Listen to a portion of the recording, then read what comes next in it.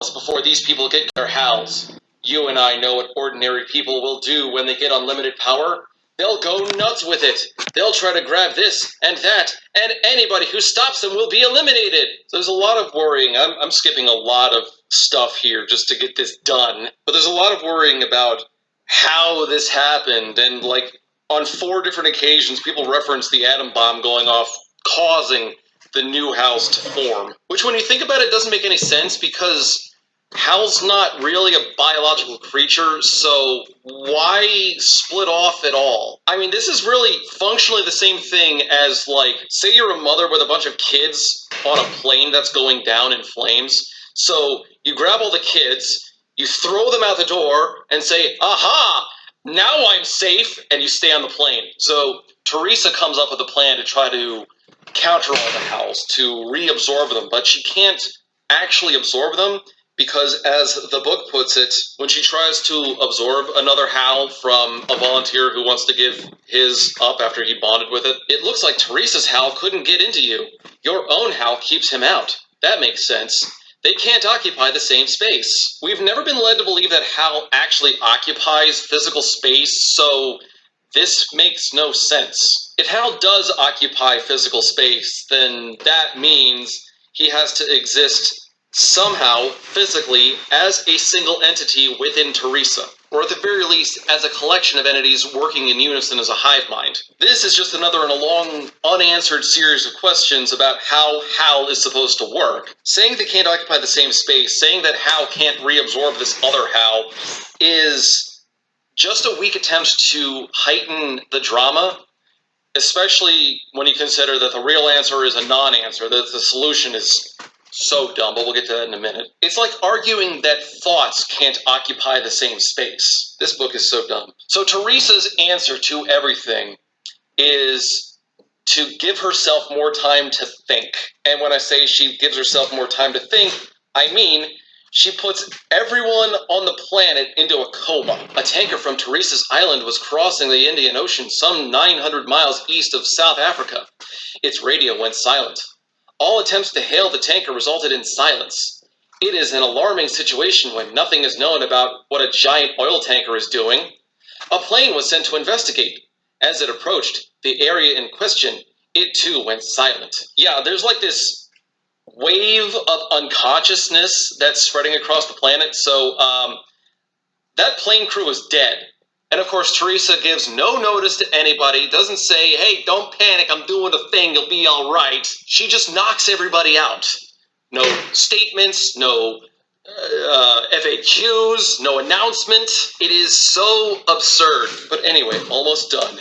Chapter 28, this is the last one. Despite Teresa not reaching out to any world leaders to explain what's going on, to explain herself, to give any kind of heads up, by the way, don't board any planes for a little while because your pilots will get knocked out.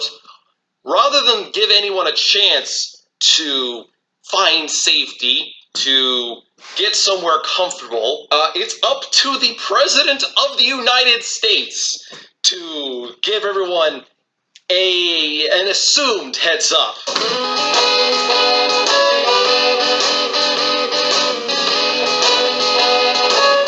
My fellow Americans, the last time Prime Minister Blair and I met with Teresa and Steve said something which I considered a statement of pessimism and hopelessness. He said it might take Teresa many years to find a way to control the other Hals, and we didn't have that much time. What Steve was really doing was giving us a hint of what Teresa was about to do.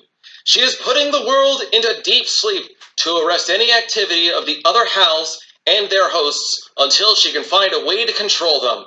This is a reasonable course to take, and the only one that will rescue us from a political and social nightmare we can't even describe. People are dead. Oh, and if you think that was audacious, listen to this. What Teresa is doing is not without risk. Many things could go wrong, but she hasn't failed yet. I can't believe a God who has brought her this far without mistakes will let her make one now. I would list her mistakes and the cataclysmic litany of failure that is her everything in this book, but that would take too long. Oh, and by the way, this entire section is told from Teresa's perspective describing somebody else's perspective. So, yeah. So as soon as the president's speech is done, she passes out, immediately wakes up, and some Secret Service men start explaining things that have been happening in the world. The president meets with the chairman of her Joint Chiefs of Staff, and he explains people have been waking up one by one in random order for 3 weeks. It's being done in a manner that makes sense. First were the people in critical infrastructure areas such as power plants, water supply, and other services needed to be in operating order before everybody else came to. Then the police stations were targeted, then the fire stations. Now adults of every kind are being randomly aroused. That one is also sexual. But that's not the only exciting revelation that he has for the president. The astronomers say 600 years have passed. President Stinson was astonished. The staffers were amused to see her reaction. Did you say 600 years? Yes, ma'am. It's a long time. The astronomers say today is June 18th, and they are studying the position of the stars, and apparently, yeah, it's confirmed it's been 600 years.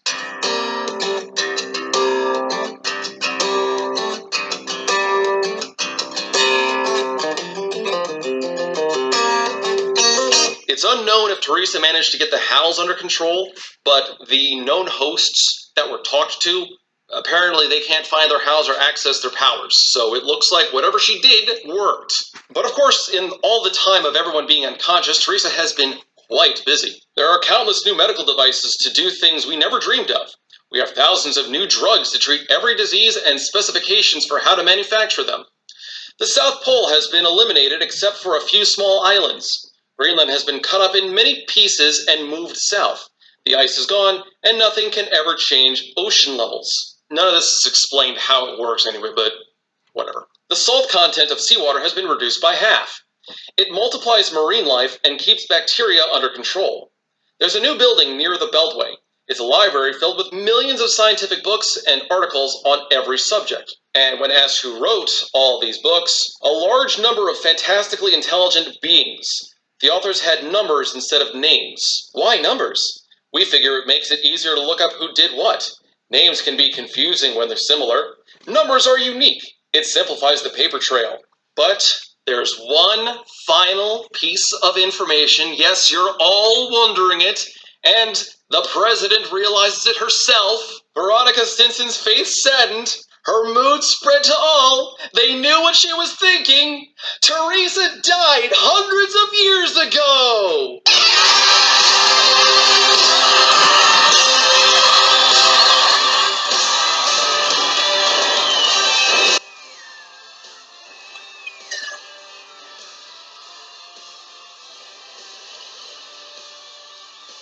I may not have read that the way Norman intended. So the Earth is finally safe. Another 10 days later, everyone else on the planet's woken up. And because it's Empress Teresa, the president has to give a big, heartfelt speech about how awesome Teresa was. Peter Blair told me something about Teresa. Teresa was never that popular with many people. She wasn't cool, hip, or totally awesome. Do I date myself? What people don't understand is the cool, hip, totally awesome don't save millions of lives and change the world.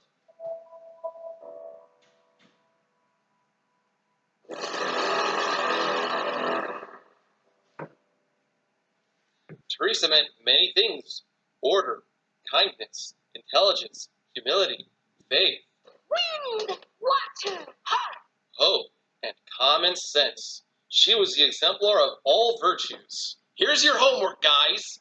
Go down to the comment section and find one of those virtues and how Teresa violated it.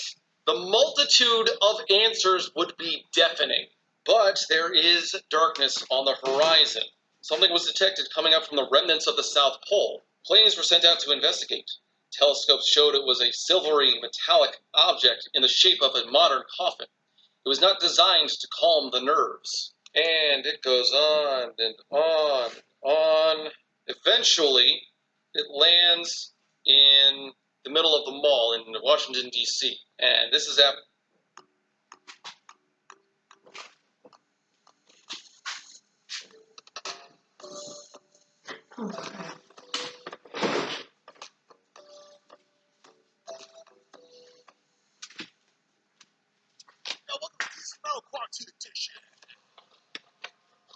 you're Bear. You could be professor of anything. When you turn around and say, "Hi, I'm David Letterman. I am your African American Studies teacher." After 2.5 pages of trying to build up the suspense, if you're going to pull off a big twist like this, either make it interesting or just hurry it up. Don't linger, because this is boring. And oh god, the nightmare's back. Oh, shit. Here we go again. Of course, you knew that Norman wasn't going to let Teresa stay dead. She's been alive for 600 years because, shut up, and she's not alone. Steve and I walked out with a crowd of what looked like 10-year-old children. The crowd roared into light. The line of 10-year-olds coming out the doors behind us was endless. There were 100 of them in sight, and still they were coming out. These kids might be the creepiest thing that Teresa ever came up with. And yes, she gave birth to every single one of them. All 420. Smoke weed every day. Oh my god, it's gotta be like an inner tube down there. Yeah, the textbooks from the library near the Beltway, the kids were the ones who wrote all of those. They're like these weird, creepy children of the corn genius people. I can't set up context for this, just listen. I smiled proudly. Steve maintained his cool, as did the children, who looked out casually at the crowd. They didn't act like 10-year-olds, but neither were they adults. I'd kept them in a pre-puberty state so they wouldn't fool around with each other. When you're writing a book, there are some scenarios and questions that come to mind that you are allowed to ignore. 200 children were visible. They wore multicolored armbands on their left arms. Red, green, blue, yellow, purple, and black stripes of various widths and arrangements signaled in which areas the children were most expert. The boys looked like Steve, and the girls like me. They all had my nearly black and very dark brown hair. And keep in mind, the kids don't actually have names. They're all identified by number. You're basically witnessing an army of child geniuses that popped out of a cloning factory run by narcissistic Bible thumpers. So, despite Hal not being able to absorb the other Hal before, now he can. Because fuck you. We figured out the physics of the Hals. Teresa's Hal has absorbed all the other Hals, and will absorb any other Hal that comes in from space. When Teresa dies, Hal will merge with the Earth and never do anything again. Well, yeah, until the year 5.5/Apple/26, when the Earth is engulfed by the sun. So my question is, I can accept Teresa being able to survive all this time because of Hal and doing some magic bullshit, fine. How did Steve survive? How are the kids this smart? Because they're all supposed to be older than Methuselah, and they all have the equivalent of 100 college degrees. How are they alive? There's got to be some kind of atomic manipulation.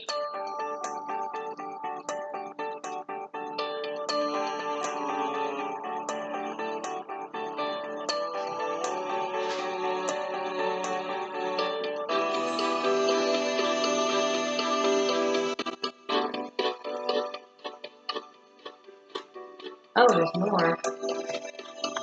All of these questions will be put into the go fuck yourself pit. This is what I was talking about with the foreshadowing earlier. Teresa studying biology and atomic theory. Just so we're clear, to confirm, she's out of the wheelchair now because we walked up the steps of the hastily assembled temporary wooden platform. I guess they've turned on their aging again, so they'll die eventually, but why? I mean, why not live on? They've done it for 600 years now. And did it really take 600 years to study the physics of Hal when Teresa was able to get a complete biological study done in her head in a matter of hours in a hotel room? Now that we're back, we will age like everybody else. Steve and I don't want to outlive our children. We will age too. We've been saying goodbye to them for years. With all the things they'll be doing, there won't be enough time for quality time in the little time. Stop saying time! We give our children to the world. Take good care of them. Farewell and be kind to each other. People moved in to meet the children. Steve and I were smiling. Our work was done. And so am I. That's the last sentence. That was painful. When I was reading that, I was struggling to get through the last few pages. Just look at the notes that I've left here. All of that, these little speed bumps that kept stopping me from finishing the book and throwing this thing to the ground. It was like I felt like I was drowning, and the surface of the water was right fucking there, just out of reach, and I kept struggling to get up there. Ugh. It was honestly kind of maddening. The last couple of pages, I admit I rushed through them, but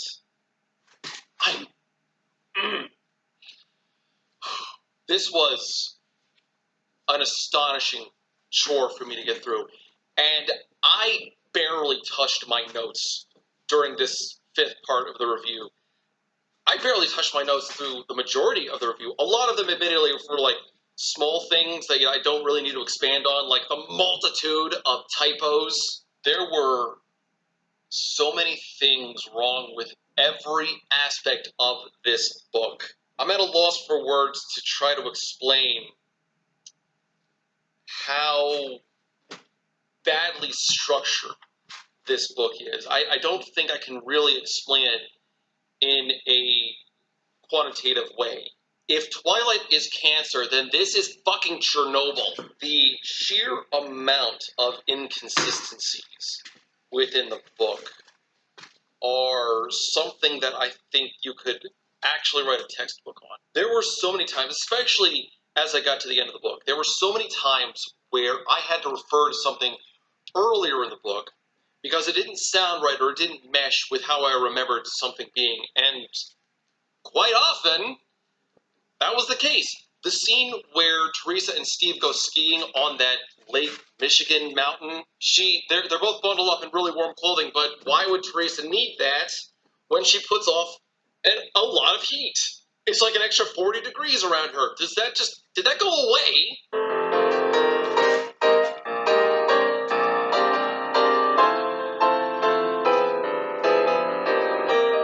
The majority of the characters are one-dimensional cheerleaders for Teresa. Prime Minister Blair, Prime Minister Ben, President Stinson, a number of other world leaders exist just to say, oh, what will Teresa Chan do next? Isn't she so great? The reporters that were constantly treated as antagonists, who were constantly going after Teresa for no reason that I could find, were eventually cheering for her near the end. Like, every once in a while, they would just say, oh, Teresa is awesome, go her, hooray! Like when she was promoted to the 5-star general rank, when that was just given to her. It is absolutely no lead up to any kind of an about face for them. It's just all of a sudden, they love her. None of the antagonists presented any kind of a reasonable threat to Teresa. No one could actually present any kind of physical, economic, emotional danger that meant anything. That was something that I figured out when I wrote Micro God, because the main character, Richard Clark, had the ability to control anything within him.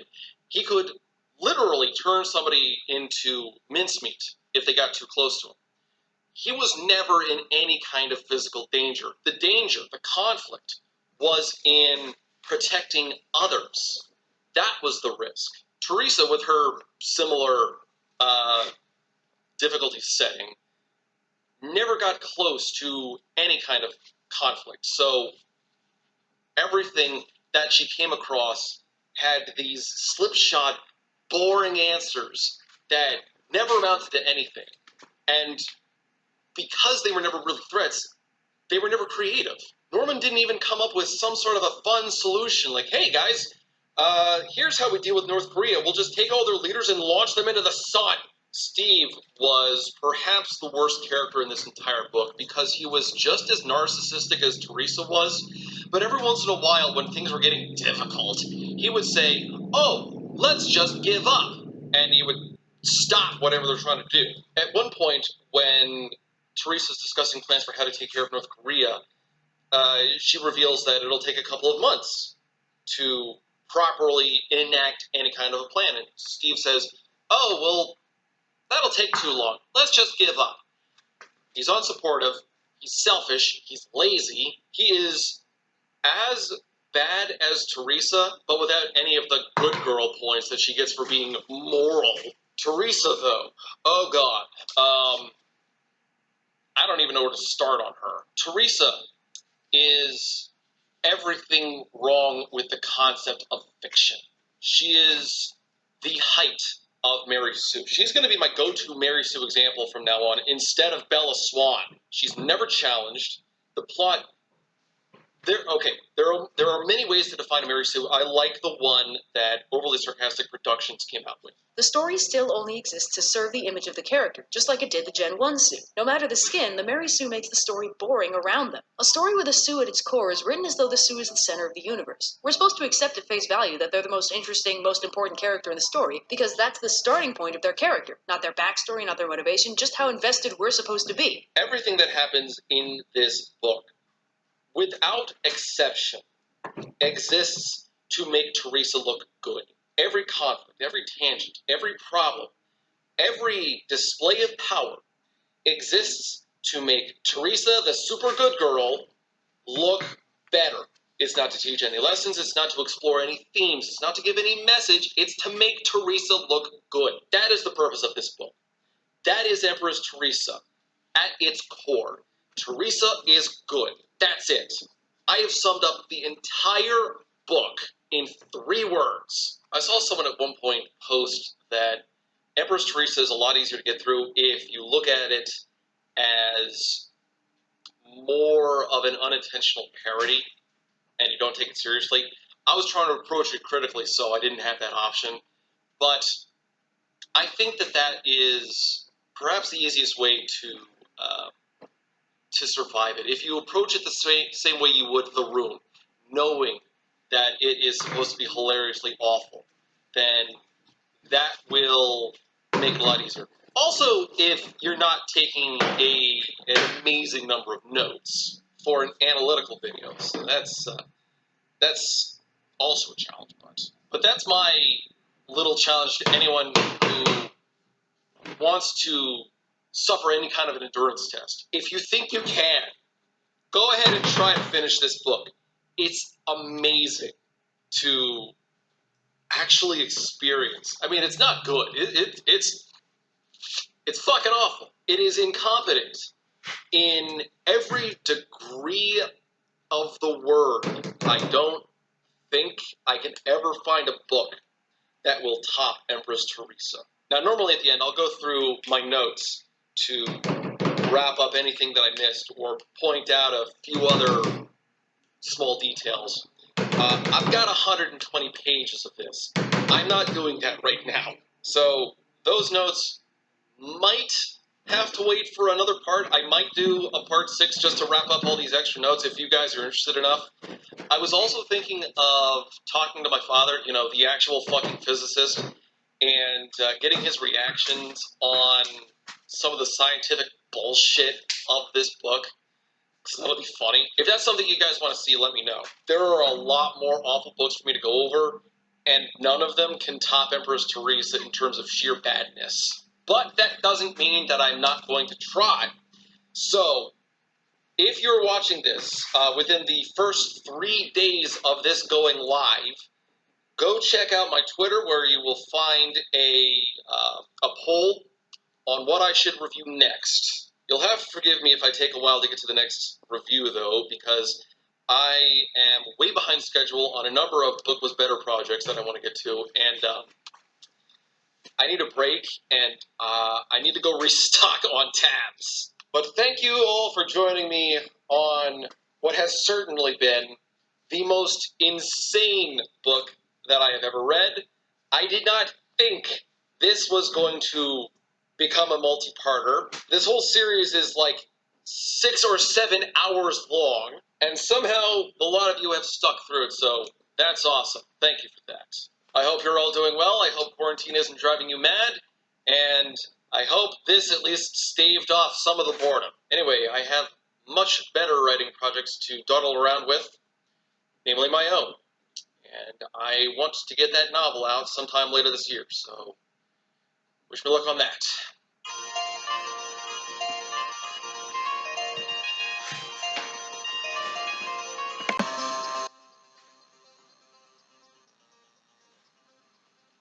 Hello and welcome to The Book Was Better. We're watching today's movies one book at a time. Hey everyone, guess what? It's the 4th year anniversary!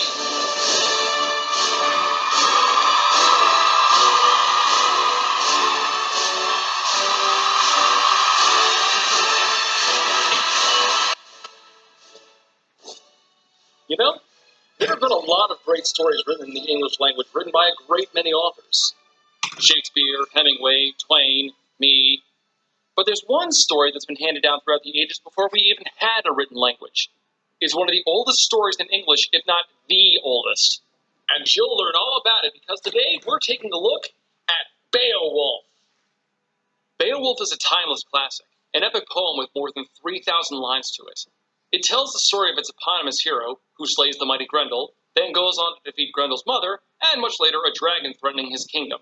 Books like this are a lot of fun to research, just because you get to see how much history there is not just in the story, but also the only existing original manuscript in the world.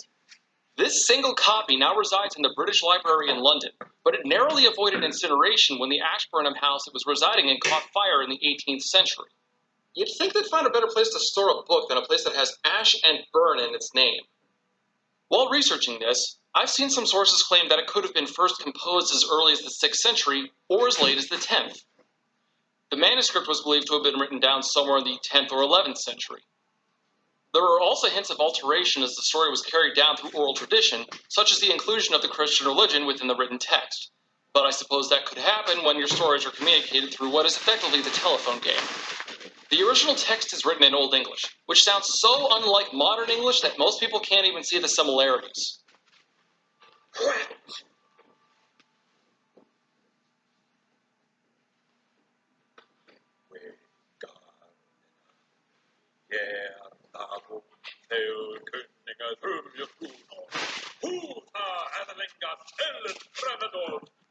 Since that would be impossible to get through, I'll be reading a translation by Seamus Heaney, perhaps the most famous translation of the poem in the world today. If you're interested in more info, I'd recommend Michael Wood's BBC documentary, In Search of Beowulf, which I've used to help research this episode. The man's enthusiasm makes it fun to watch. Beowulf and Anglo-Saxon poetry are at the root of the great tree of English language and literature which has spread across the whole of the planet. To my mind, it's our nation's greatest gift to the world. Now on to the movie. There have been multiple versions of Beowulf in movie form and a literary alteration in Michael Crichton's Eaters of the Dead, but today's movie came out in 1999. Oh, wait. Did you think I was reviewing the CGI version that came out in 2007? No. Because despite what you might think, that's the good version of this story. Today's movie is much worse. Like I started before, this version of Beowulf came out in 1999 and stars Rona Mitra, Oliver Cotton, Gotts Otto, Vincent Hammond, and him, Lord Raiden, God of Thunder, Connor MacLeod, the Highlander, and stars Rona Mitra, Oliver Cotton, Gotts Otto, Vincent Hammond, and him, Lord Raiden, God of Thunder, Connor MacLeod, the Highlander. Some funny third thing. It is Christopher motherfucking Lambert. Now, while casting the distinguished Christopher Lambert would make any movie an instant classic, there were several, shall we say, stupid choices made. For one, this was not set in the 6th century, as many scholars believe the book was, but is set in a post-apocalyptic future. And just in case you think I'm making it up, the back of the DVD case says, Christopher Lambert stars in this update of the classic poem set in a futuristic world of supernatural evil and inexplicable danger. But good luck finding any signs of that, since you'll mostly see stone walls and melee weapons. And do you want special effects? Well, you better look elsewhere because these effects are so bad they'll make you long for the N64 era. Also, the script, dialogue, action scenes, props, costumes, and acting all have less effort put into them than a high school play performed by bored hipsters. When you're a hipster, life seems poetic. You like your bands hot before they're cool. Do you remember Master of Disguise, that disastrous Dana Carvey movie with only a 1% rating on Rotten Tomatoes? Well, this version of Beowulf has a 0% rating. Yes, today's movie is so bad, it's ranked worse than this.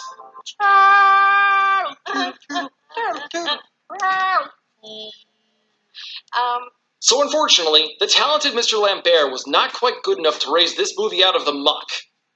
So, exactly how bad do you have to screw up to get a 0% on Rotten Tomatoes? Will this movie be so bad it's good? Will setting the story in the future have any impact? I don't think so. Well, just remember... The book was better than the movie. You should really start opening with that. This is Beowulf, a big blockbuster bastardization.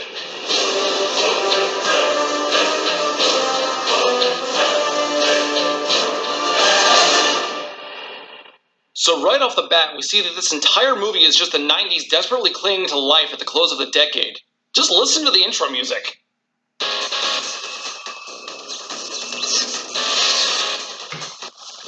This just takes me back to hanging out at the arcade when I was a kid. This movie is so 90s that I could probably do a counting gag on outdated cliches alone. Seriously, where's the 90s kid when you need him? Anyway, the movie opens to this guy, who doesn't have a name or any real impact on the plot. We see he's guarding the perimeter of an unnamed castle in an unnamed kingdom. Yeah, this movie leaves a lot of holes unfilled. Nameless here is guarding the castle because of a curse laid upon it. They're afraid because the castle has been besieged by a demon who actually does have a name, Grendel. He's busy slaughtering the castle guardsmen while Hrothgar carries his giant saw blade into battle. Father! Go back in your room, Kyra. Get back in your room. Well, at least he didn't say kitchen. Go inside. Please. Wow, okay, I see we're using everyone's first take on this, huh?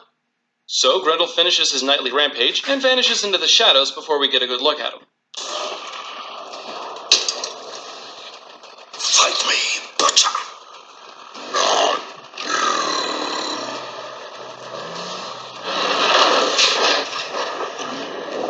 We skip to the next afternoon when some rando escapes the castle and runs into Nameless and his guards.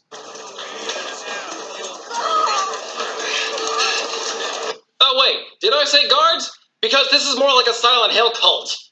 The cultists believe that anyone who comes out of the castle has to be killed, lest they spread the curse of Grendel.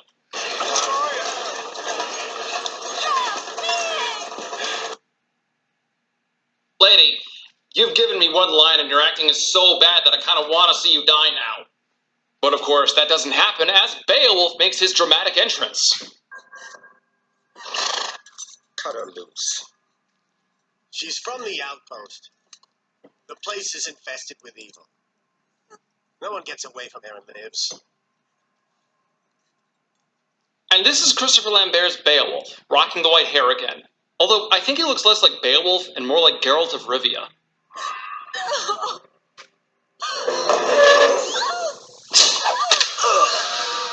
And just like that, the first of many, many action scenes play out. Help you get through. Hello everyone and happy James Day is what I would say if this video wasn't uploaded on a Saturday. Yes, that's right, only a week ago I declared that every single Friday would be a James Day because I upload on those days and I've already messed it up, so I'm sorry. But putting my apology aside, today is actually a very special day because this video is the first of many in my new series where we take a look at some bad books usually made by other content creators. Now I am somewhat infamous for my wordsmithery, my prestigious pun propensity, if you will, so it was only fitting for this series to be titled Bad Book Club. Even now, whilst I'm editing, I still can't think of a good name. Here I've got Diabolical, Terror Blurb. For some reason, I even thought a bomber novel would be a good idea. So yeah, I'm sorry, the name is crap. But let's get back into the bullying. In chapter 6 of today's bad book, Lily sings How to Be a Mouse. Lily advises us to not overthink, and I've taken that into account in the creation of this series title, but there comes a point where I have to question whether or not Lily Singh is actually taking her own advice, given that in this book she has kindly provided us with 50 separate specific things to overthink about. The following chapters will tell the reader to be many things. In chapter 39, for example, it will tell you to be unapologetically yourself, whatever that means, along with also being a dumb chameleon architect Santa that incessantly climbs ladders while shaking what their mama gave them. Lily Singh's How to Be a Mouse is a self-help book. I've had this book for a while now, and ironically enough, until recently I didn't actually have the motivation to read it. But as you can see today, I'm recording in a new set. I recently moved house, and I was halfway through building my new desk when I got bored, I gave up. But then I remembered a moment when I was briefly flicking through this book and I came across the chapter, Call Yourself Out. And I did, okay? In that very moment, I called myself out. So I downloaded Audible, not sponsored yet, bought this book on yet another platform and sat down to continue building. I want you to accomplish everything you've ever wanted in life, but it won't be easy. Being a boss is hard. It requires an unfathomable amount of dedication and hustle. Nah, I thought I could do this. I can't do There's this. something about the way that Lily Singh says and even uses the word bounce. This book was written in 2017, but even then, it's still been around 10 years since anybody else has actually used that word. But speaking of something that hasn't been around for years, how about some emo fashion? We've just dropped this hoodie over at James Marriott Shop. It's an incredibly brooding and sexual piece. And if by chance you're not interested in that, we also dropped a black mug. Wow, this is cool. It is black, yes. Until you actually fill it with hot water and it reveals a plethora of colour and beauty. I absolutely love both of the designs we're dropping this time. So much so that if you post proof over on Twitter or Instagram of you purchasing one of these pieces, then I will reply to you calling you a bouse. I say that, I'll probably message it around 10 times and then yeet myself out of the nearest window out of sheer embarrassment. But yeah, do go over to James Marriott Shop and take a little look at these items before they sell out. I would really appreciate it. Back to negativity. How to Be a Bouse, as a reflection of its writer, gives off the impression of someone who is so incredibly out of touch with other humans that she's almost had to search up what kids these days even do. The book begins with the chapter Play Nintendo, a desperately forced analogy about life, utilising the most elementary video game knowledge. She writes here... Alright.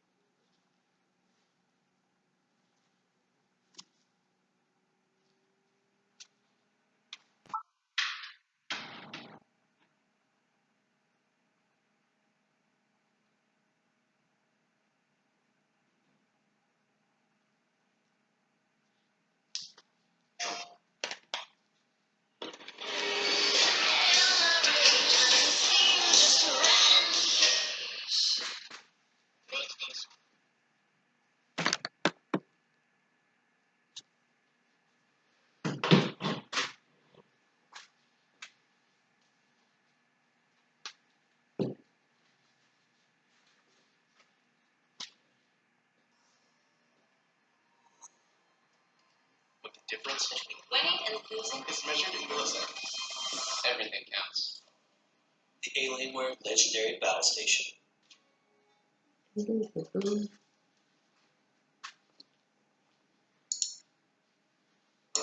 Dear Capcom, hi, it's me, Austin. I've been stuck in my apartment for going on 2 weeks now because my city is under a shelter-in-place order due to the thing. I even, get this, got sick. It was just a cold, though. Figures I couldn't even get the famous thing. I just got a crappy old cold, and my daycare is closed, so I've been trapped with my 3.5-year-old in my 1,500-ish square foot Chicago apartment for weeks, but I'm fine. I mean, I'm coping. I'm fine. This is fine. We're all fine.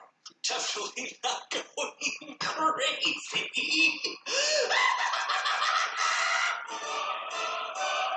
Maybe I'm not doing as well as I thought. Yeah, who cares? Do you know there's a new Resident Evil remake coming out? It's my favorite entry in the series, Resident Evil 3, and I'm so freaking pumped. But more importantly, it's an opportunity for me to finally reapproach a topic that I've left gathering dust for, wow, 3 years now, going on 4. Great. I am ancient. I had a crap ton of fun making this video, and it really introduced me to a lot of stuff I was previously unfamiliar with, but it always bugged me because huge aspects of it are 100% super duper wrong and stupid and wrong and bad and wrong and bad. And in order to understand why, we're gonna have to go back to the past to play the crappy vids that suck demonetization.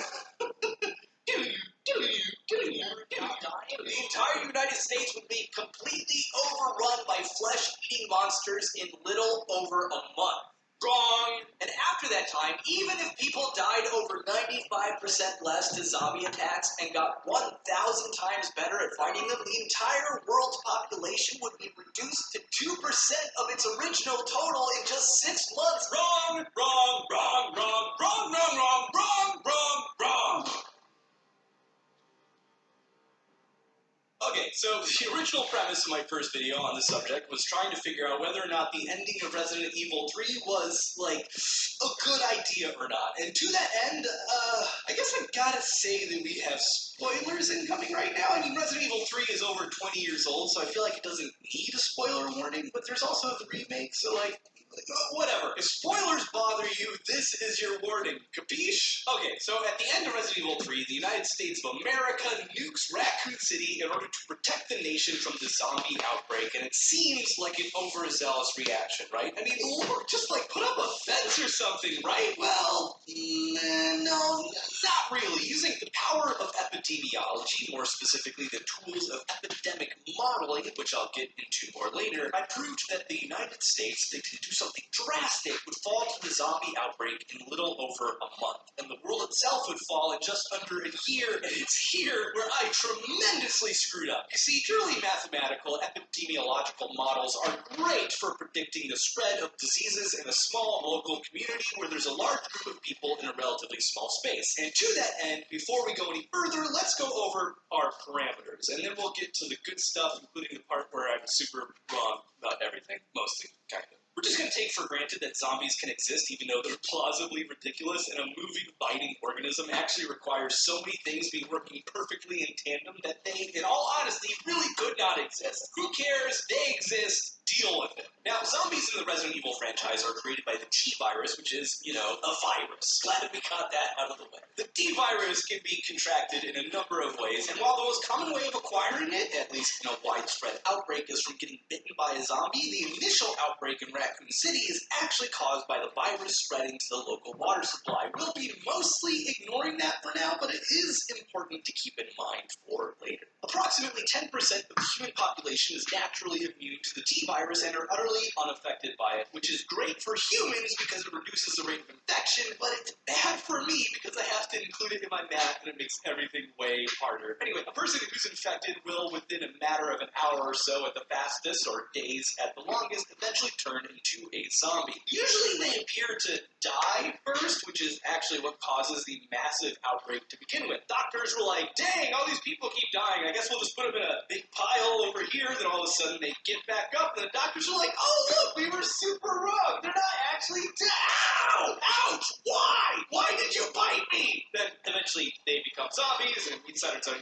You've seen zombie stuff, you get it. Standard epidemiology tools can actually be used to model outbreaks like this with a bit of tweaking. The standard model is what's known as the SIR model. It's not called that because it's super into the lifestyle, but because it's an acronym for 3 buckets that are the most useful for the studiers of contagious diseases. It's short for susceptible, infected, and removed. Basically, anyone who can be infected by a disease falls into the susceptible bucket. If they get sick, then they move into the infected bucket, and when they're no longer contagious, either because they're recovering or dead, they get moved to the removed bucket because they're removed from affecting the spread of the disease. What determines how you move from one bucket to another? Differential calculus. Fun! It uses what's known as a coefficient to determine how the numbers change. And while this sounds scary, it's actually not that bad. Basically, if there are more infected people, susceptible people are more likely to get sick, which makes sense, right? So in order to figure out how many people move from the S bucket to the I bucket, you multiply them together and tack on the coefficient, which is basically a number that says, when these two numbers come together, how likely are the numbers to change? This is useful to organizations like the CDC because their job essentially is to lower the coefficient as much as they can, since they can't actually change the number of people who are currently infected and who's currently susceptible. So, for example, if nothing is done, let's say the coefficient is 1. This is an absurdly high number, but let's just never mind that. But if the CDC does a massive hand-washing campaign, they can drop the coefficient down to, say, 0.75. Do videos on how to properly cough into your elbow or into a tissue and then dispose of it, you can lower it to 0.5. Congress passes a stimulus package that allows people to stay quarantined in their homes without missing rent, you've dropped it down to 0.1. All these things can dramatically mitigate the impact of an illness, and most of what epidemiologists try to do is figure out which actions will affect the coefficients the most for as little money and effort as possible. Make sense? Now, this basic 3-bucket model won't do it all for us, and as a result, our math is tremendously more complicated. If the standard epidemiology model is called the SIR model, I present to you the SIN-East model. For all your local community-driven zombie apocalypse epidemiology.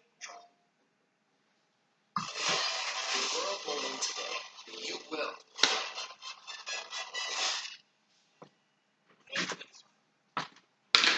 For hunting and stealing, the health and safety of our communities have always come first.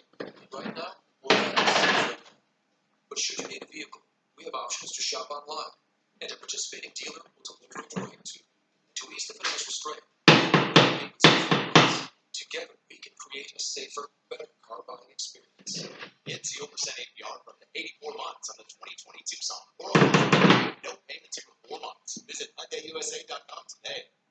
Genealogical modeling needs. This piece is complicated and very prone to breaking, but I have mostly wrangled it for my purposes. It contains not 3 buckets, but 5, which may not sound like that anymore, but trust me, it is a bloody nightmare to balance this all. We have our susceptible population, which is the same as before. We got infected, which are folk who are infected with the virus. We've got a separate side bucket for the 10% of the population that's immune. Then Z is for zombies, and D is dead for, the things that are dead. People move from the susceptible to the infected bucket based on a coefficient relative to the susceptible population size and the current amount of zombies, while zombies and immune folk move from their buckets to the dead bucket directly based on coefficients between the zombies and the total population of living humans and coefficients between the zombies and the immune populations, respectively. The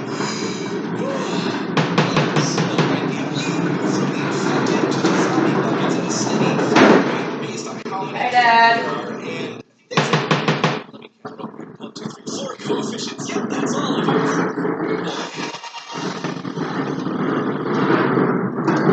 Says the infected population only includes those who are infected to the point where they're or effectively unable to impact the population. Alrighty. This is all good, and with these numbers we can really accurately measure and show off the Raccoon City outbreak really well. Which I did in my first video if you want to check it out. But it's when you try to expand past small communities where you Intruders don't put away the dumpsters. Did I mess up there? You simply cannot use SIR models to model entire countries, let alone the entire world. Bad 2016, Austin. As articulated very concisely in the MIT paper, you can run, you can hide, it out. But it's when you try to expand past small communities where you run into problems. And boy, did I mess up there. You simply cannot use SIR models to model entire countries, let alone the entire world. Bad 2016, Austin. As articulated very concisely in the MIT paper, you can run, you can hide, the epidemiology and statistical mechanics of zombies when it comes to the limitations of SIR modeling. Until now, we have considered fully connected, well-mixed populations where any infected individual can infect any susceptible individual with equal probability. Surely, a zombie in New York cannot bite someone in Los Angeles. I could not have said that better myself. And this is actually the problem with a lot of diseases. The answer that most models come up with to fix this is to integrate a metric called kilometers per year that a disease can spread from one community to another. In short, diseases of all kinds require one thing: proximity. But finally, after 3 years of waiting and days, and I mean it's literally days of rendering simulations and manually crunching numbers in an entirely new way, I have a brand new model, and let me tell you something. This thing is freaking awesome! In order to simulate a Raccoon City outbreak, I had to pick a starting point for our infection. There's no set location in the real world, but given that it's specified that Raccoon City is in the heartland of America and it's near mountains, the internet's best guess is Springfield, Missouri, which works for me. This is where our outbreak starts, with 78,350 infected, 9,301 zombies, and 535 survivors. In order to reach new communities, the zombies are going to have to walk. The slowest average human walkers, which is basically how quickly a zombie walks, goes at roughly 2.7 miles per hour. Moving outwards in a circle kind of randomly, it'll take a zombie leaving Springfield, Missouri, roughly 10 days to reach my town of Chicago, Illinois. Let's just stop for a second and let me explain this visual before moving on. The red part looks really scary, and to be fair, it should, but it isn't actually red for every zombie on the map. Rather, the red only shows how far the T-virus has spread. An area that turns red is still impacted by the Sims model, and there's still a chance for people to fight back and reduce the zombie population. That said, once they reach a major population center, our numbers start to go berserk. Day 10, zombies have spread to Chicago. Day 18, Dallas. 30 days in, Philadelphia, Toronto, Hamilton, Houston, New York City, and San Antonio all have zombies in them, and our numbers have begun to explode. We'll get to those in a minute, but let's skip ahead to day 40, where my original video ended, and I said the entire United States would be infected by it. As you can see, that's not even close to true. About 2/3 of North America is impacted by the T-virus right now. But using our coefficients and our buckets, only about 40% of the United States has died. Only 2% is infected, and only about 21% are zombies, which, I mean, is really bad. Don't get me wrong, but it's not like everyone is zombies or dead by a long shot. That said, you may start to realize a problem just looking at the map as it is right now. Bombs are not going to fix this problem. The reason a nuke even worked in the first game is because all the zombies were concentrated in one spot. Now, zombies are spread over 5.5 million square kilometers. At an average blast zone of 113-ish square kilometers, this outbreak would already strain the supply of nuclear weapons in the entire world at the height of the Cold War, requiring almost 50,000 nuclear bombs to clear out this space. Right now, we'd be screwed since there's only about 13,000 in the entire world. Yikes! And so, our zombies trudge on, barely abated by individual communities spreading, getting worse, and overtaking the entirety of the contiguous United States in 4 months. A few interesting things are happening right now, though. You'll notice that they don't quite make it to Alaska. That's kind of neat. And down here, this bottleneck, that's Panama. This is a huge strategic advantage for South America. If they can muster enough forces here, they may be able to stop the zombies from spilling into their continent. Unfortunately, once the occupants of Mexico City, one of the most populated metropolitan areas in the entire world, is converted into a horde of zombies, there's no stopping it. And just shy of the 1-year mark on day 324 after Raccoon City's outbreak, they pour into South America like a swarm of locusts. And while South America has a much lower population density than North America, it has a ton of cities. The plague spreads much slower down here, but thanks to their concentrated cities, huge blooms of infection spread. And just over a year and a half after the Raccoon City incident, the entirety of the Americas, save for Alaska, has zombies in it. And on day 645, our very last survivor dies, and it is all over. The problem is, once a zombie horde has established itself, you have very limited time to contain it, where your chance of survival drops to 0 on a long enough timeline. I mean, how do you even deal with this? How many unmanned drones, carpet bombings, and nukes are you willing to drop to clear out this infestation? At least Europe, Asia, and Africa are safe. Or are they? Because guess what? They ain't. Because you forgot something. Something that I did not. Because I am actually crazy and have spent 129 hours of caffeine-driven time working on this monstrosity. And the thing that you forgot is this. The Gulf Stream. The Gulf Stream is an ocean current that brings warm water up from around Florida up to northwestern Europe, and it's one of the reasons the United Kingdom isn't a frozen wasteland 365 days a year. And remember, the T-virus is waterborne, meaning that once it hits the coast, it can travel, either in the form of the raw virus in the ocean or by, zombies who tried to go swimming and got pulled away. It takes a while, though. At an average speed of 4 miles per hour, once the zombies hit the coast, they'll take at least 68 days until the virus reaches the UK, France, and then swoops down to Africa. The zombies reach Savannah, Georgia by day 18, and Europe and Africa by day 112. And from then, it's all over, folks. It spreads everywhere. By day 575, it has spread everywhere zombies can feasibly reach on foot, with some exceptions. Specifically, Japan, Alaska, Australia, and Madagascar might be safe if experts realize that the virus can be waterborne and take proper precautions, and guarantee that we ignore that the T-virus can infect tons of different kinds of animals, not just humans, like birds, numbers and dish. That said, I didn't actually run the exact numbers on how long it would take for every human in the affected populations of Africa, Europe, and Asia to actually die, because I was running all the numbers manually based on population density, and after spending 3 days on the Americas, I was not going to do the rest of the world. I think it's safe to say that they'd be toast by, what, year 4, tops? I don't know. Maybe I'll do it again in another 3 years to perfect it. So what can we learn from this? A lot, actually. Stopping a disease in its tracks as early as possible can prevent a global snowball effect that will end up impacting exponentially, no, logarithmically more people than the initial outbreak. Lowering coefficients, whether it's person-to-person contact or in the case of zombies, shooting them in the head and destroying the brain, can do a ton to reduce the spread of disease. Because once diseases hit a tipping point, they can very, very quickly become out of control and kill millions of people. Thankfully, zombies can never exist. Woo! What's that? Oh god. Sincerely, Austin. Hey there, huge shout out to Zach Stew, one of Matt's writers who helped get me on the right track and pointed me in the direction of Zombie Town USA, a super fun website made by the MIT academics who wrote the paper I referenced in my video. Give a thumbs up for Zach doing me a solid, and subscribe to the channel for more videos like this one. I'm gonna go take a nap.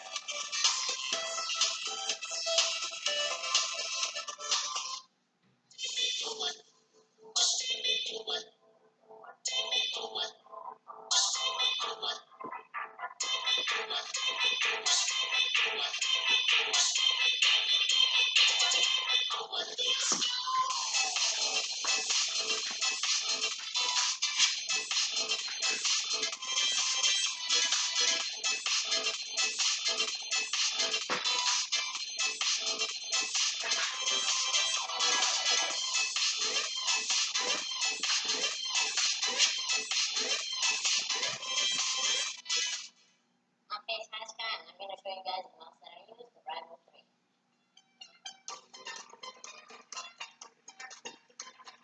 The shape of it is so nice. It fits my hand perfectly, and all the buttons are super easy to press. It's really light as well, so I can move my mouse around really easily, which is perfect for like key edits and stuff. I like to change my colors to green, bluish. I open SoSeries engine, and then I go to illumination, put whatever colors I want. I mean, you can just change your details by pressing this little button. It'll go higher or lower. It's fast, but not so fast to the point where I can't hit my shots.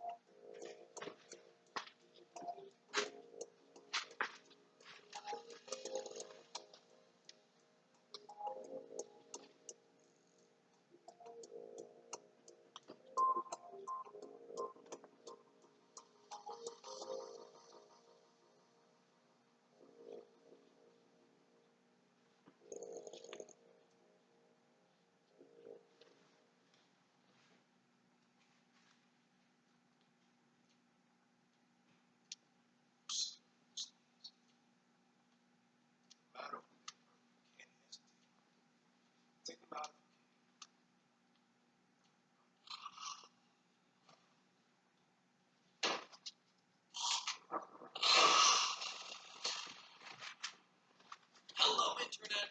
Welcome to Game Theory, the only show online that could believably do an episode dedicated to the real-world possibilities of giant sapient tofu.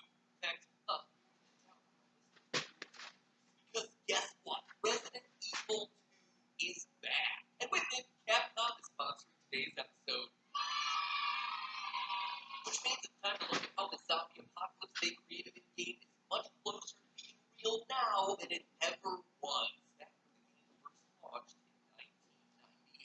You see, with this remake, Capcom is rebuilt one of history's most iconic horror games from the ground up. And in the process, they've kept all the best parts while shaving away, you know, some of the less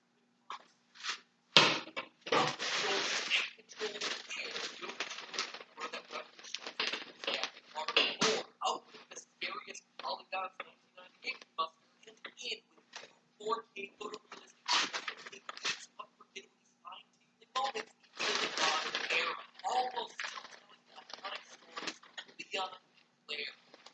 One's a rookie cop having a bad case of the Mondays, the other is remarkably casual considering get around here. Even when surrounded by zombie hordes, Claire is out to get that man. And you see, that's what I love about Mario 2. Characters and their stories. Leon on his first day, Claire trying to find her brother, a piece of tofu just trying to get by, all wrapped around this bigger conspiracy of a science experiment gone horrifically wrong. A super serum going off the rails causing a viral outbreak that throws the entirety of Raccoon City into chaos. So now that I'm older and I get to dissect these sorts of things for a living, I wanted to ask the question that young Matt had always wanted to know. Just how close to reality are we to a real Resident Evil style outbreak? Are the T and G viruses that we see transforming people into undead monsters the work of science fiction or science fact? I mean, science has changed a lot in the past 20 years. So should we start stocking up on healing sprays in the hopes of not being made into Jill sandwiches? Let's find out. So, the Resident Evil series is actually titled Biohazard in Japan, and as the name Biohazard suggests, these games revolve around the creation of bioagents that turn people into monsters.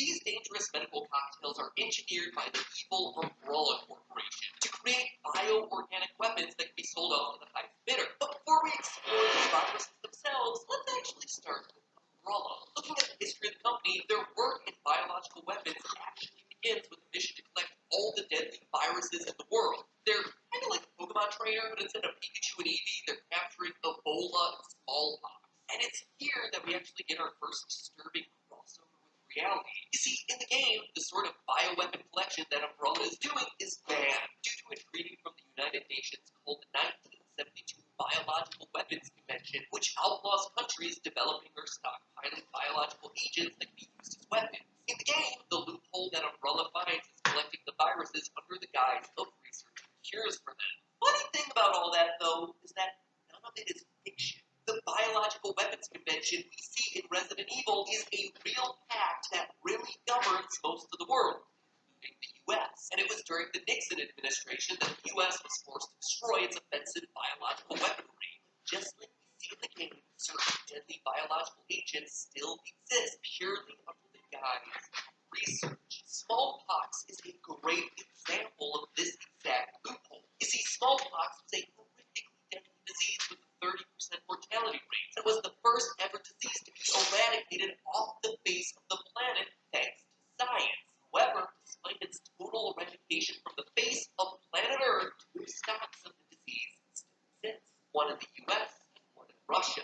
The rationale? Further research. Just like we see Umbrella argue in the game. Only here, the scientific community is heavily divided on whether there's anything we can actually learn by keeping these things around. Back to the game, Umbrella Corps' first major success, if you can call designing a viral mass weapon a point in the win column, is the creation of the T-virus, a bioweapon specifically engineered to infect and eliminate massive populations. It ends up achieving this goal by turning everyone into a zombie. Shortly thereafter came the Golgotha virus, or G-virus, which is introduced in RE2 and comes with a different goal: rapid cell growth, giving the injectee a kind of biological immortality. But too much, and you start to get mutations. It's the G-virus that's responsible for creating a horrific mutant that constantly threatens your life throughout the entirety of Resident Evil 2. Here's looking at you, buddy.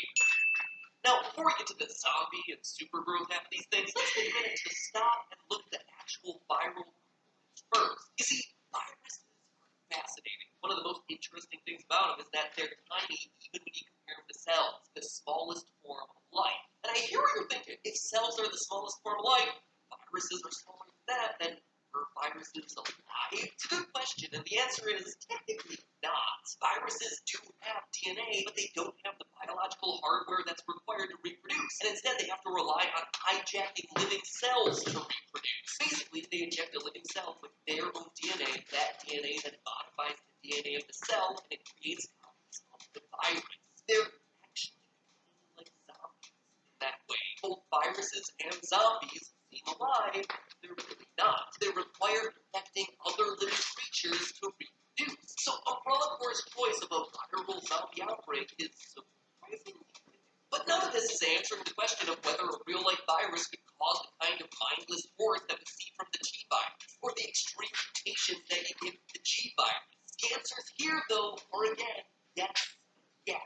Let's take a look at them one at a time. First, it's important to note that the zombies created by the T virus aren't your typical reanimated dead. If they were, there's no way a virus, or anything for that matter, could replicate what we see in the game. But that's not the zombies we're dealing with in Resident Evil. According to the Wesker reports, the goal of the T virus was to mutate the infected, but for most, it just ended up causing severe brain damage, resulting in mindlessly aggressive, hungry creatures, zombies. And this is important because there's already a real-world virus that, through some tweaking, could very easily fit the bill as a real-world stand-in for the T virus, and that's rabies. Just like zombieism, the rabies virus gets passed through infected saliva. You ever wonder why Claire can take a bite or two and not get infected? Because saliva infection is far from perfect and has a high miss ratio. Rabies, the same way. That's far from the only similarity. Rabies absolutely infects animals. Causes them to become more aggressive, which matches perfectly with the infected dogs that we see throughout the Resident Evil franchise. In fact, it's not just limited to dogs either. All warm-blooded species can be infected with the rabies virus. The virus is even adapted to grow in the cells of cold-blooded vertebrates too, and in one of those classic moves that make you go, what were they thinking? Humans even infected birds with this stuff. You know, just for the heck of it. So the next time you see infected alligators or bats attacking you in the bowels of Raccoon City, rest assured as you drift off to your game over screen that is entirely plausible. And when a human is infected, some of the symptoms that we see line up perfectly with behavior we see in Resident Evil Zombie Horde. Partial paralysis, which would explain the shambling, brain inflammation, which would cause mental impairment, even the hunger and desire. At Hollowell Boarding School, there are 5 factions. They will push you past your limit, and therein lies their collective power. But the story isn't about the factions. It's about her, Sella Summers, and what she must do in order to ensure her legacy. Seeing as it's her senior year, and she has no one to pass it down to, except for me. My gut says Paloma. Sella, she's too new. She doesn't even know how the world works She yet. doesn't know. Then I'll teach her. Paloma Davis. Hey, are you busy right now? When you're 17, you got the whole world telling you what to do. That's a mistake they make. So it's like this. There is a power among certain factions of the student body that has been wielded for far too long. What do you think makes what we do possible? Make no mistake, severe actions, well, they beget severe consequences. Do they ever talk about the girl who came before you? She didn't work out. You got me breaking. Wasn't anyone's fault but her own. Is that what she told you? Rules for you.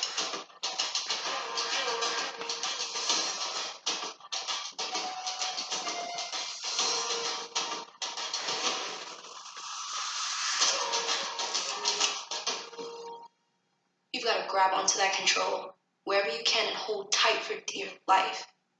Because they always try and take it from you, don't they?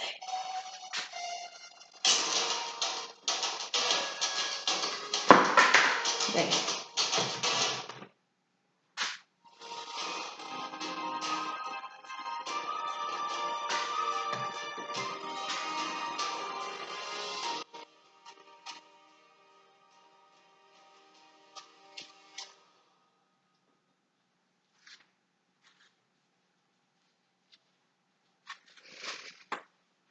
It can feel like a big change. But online teaching is still teaching. Your virtual classroom will need to be managed, and you will still need to teach responsibly and differentiate your instruction.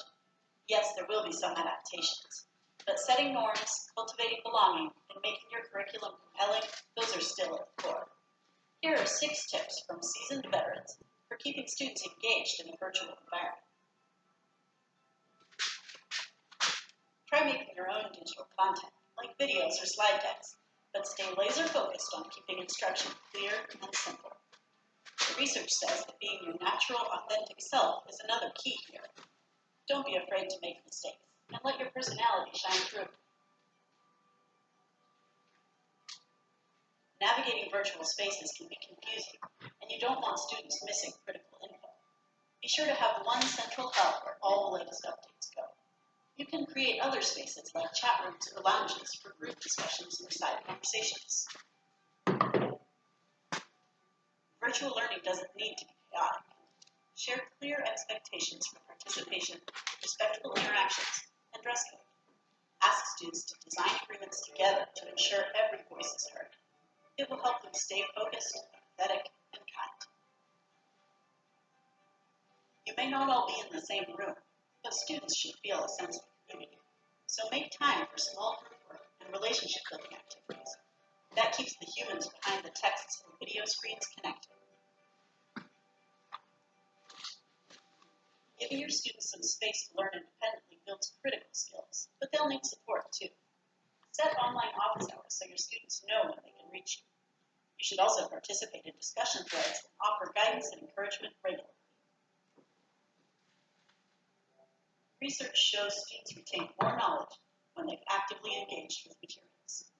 Keep learners from becoming passive observers by finding ways to build in polls, break for brainstorms, or drop guided questions into the instruction.